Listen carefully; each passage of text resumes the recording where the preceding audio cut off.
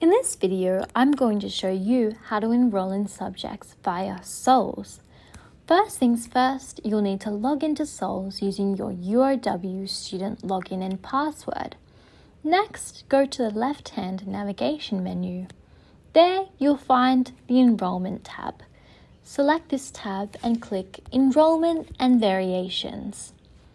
This is a page where you can enroll in your subjects. You can do this by entering the subject code in the new subject code field at the top of the page. If your subject code has only 3 letters followed by 3 numbers, ensure that you type a space after the letters. For example, you should type BCM space 110 to search for the subject. Once you've typed the subject code, simply click Add Subject.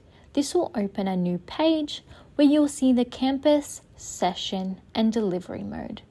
You'll need to confirm that this is correct and in line with your study plans. Once you're ready, click Add.